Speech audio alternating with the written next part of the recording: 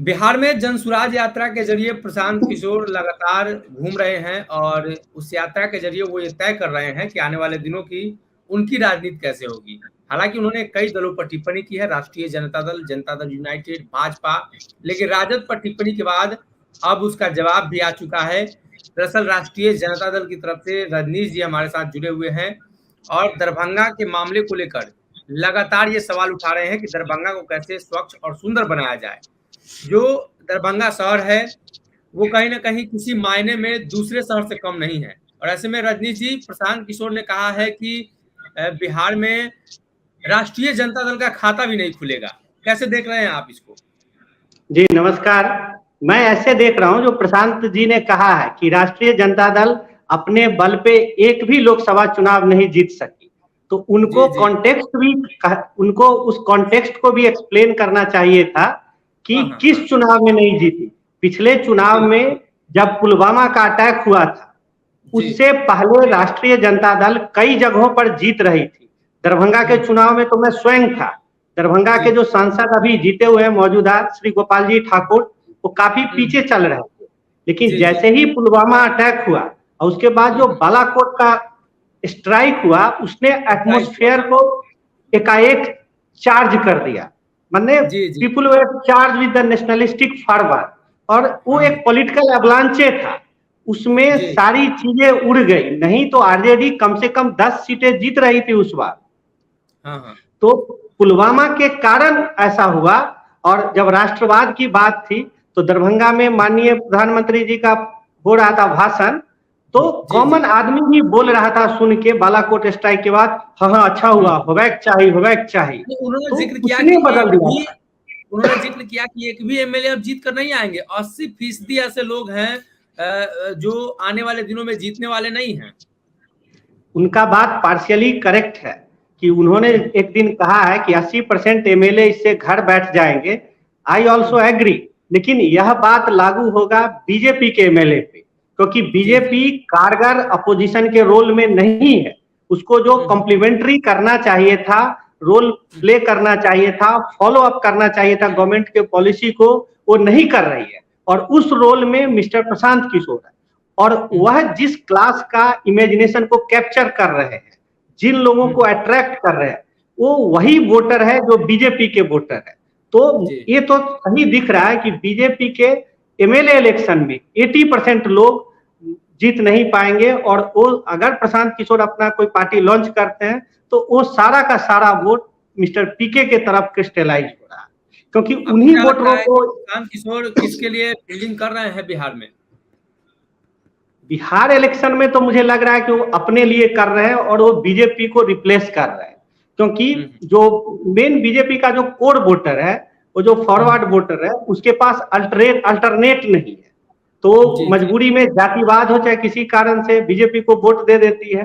तो अभी वो मिस्टर पीके को देगी। जैसे अग्निवीर स्कीम आया, मैंने देखा बीजेपी के सारे वोटर उसका क्रिटिसाइज कर रहे थे, लेकिन चुनाव में उनके पास ऑप्शन नहीं है, इसलिए मजबूरी में दे रहे हैं। तो अभी वो वोटर मिस्टर प्रशांत किशोर की तरफ जाएंगे, तो इससे माने बीजेपी को मेजर लॉस होगा मिस्टर पीके के मूवमेंट के कारण। स्टेट पॉलिटिक्स तो भाजपा पर हमला कर नहीं रहे हैं, राष्ट्रीय जनता दल पर हमला कर रहे हैं कि राजद 0 पर आउट हो जाएगी, तेजस्वी कुछ नहीं है।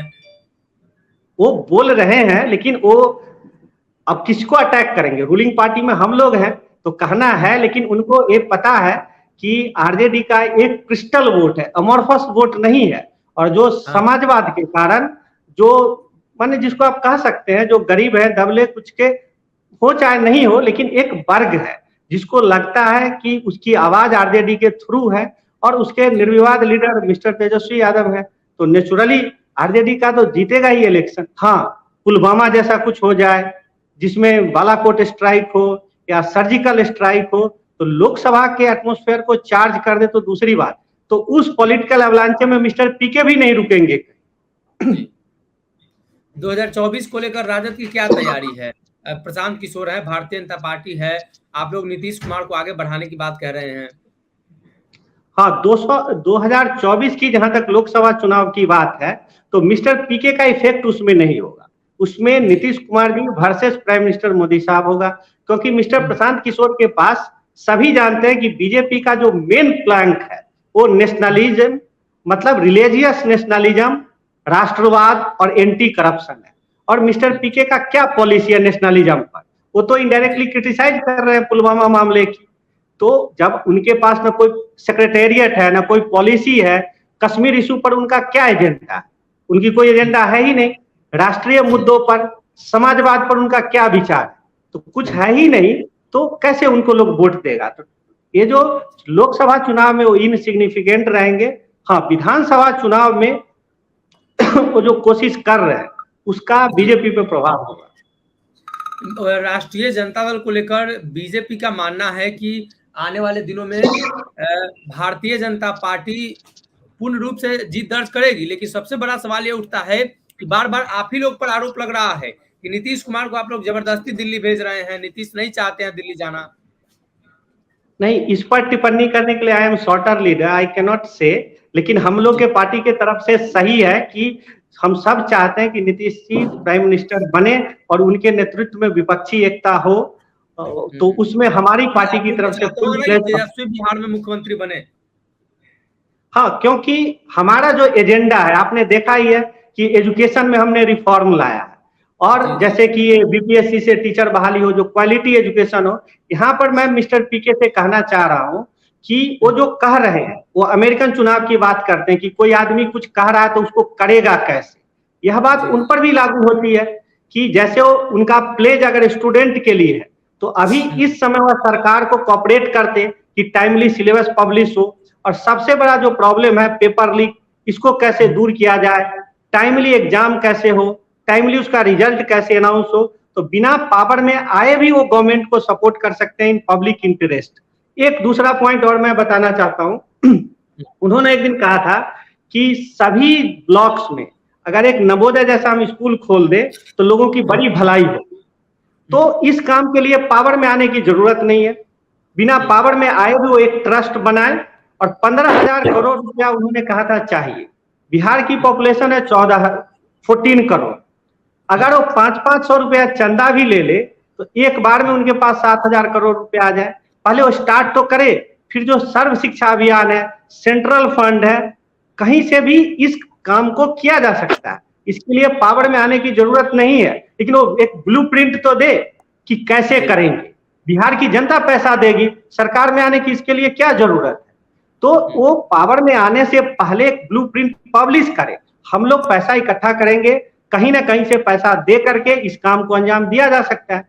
दूसरा मैं कह रहा हूं कि पटना यूनिवर्सिटी की बात कर रहे थे कि पटना यूनिवर्सिटी कभी बहुत अच्छा थी। सर सीवी रमन आए थे, कहते physics lab all India standard का है, तो वह उस पर एक अध्ययन करे और पब्लिश करे रिपोर्ट कि इसको कैसे ठीक किया जाए, इसको कितने पैसा की जरूरत है।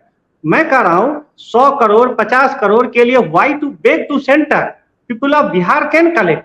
हम लोग पैसा जमा करके कर सकते हैं, लेकिन वो एकेडमिक रोल में आए, कैसे करना है। पावर में आने के लिए वो कह रहे हैं सही है, लेकिन जब तक पावर में नहीं आते हैं, he should give place to student, और उसको कैसे ठीक किया जाए उसके लिए ब्लूप्रिंट पास करे, फिर आरजेडी पर अटैक करे।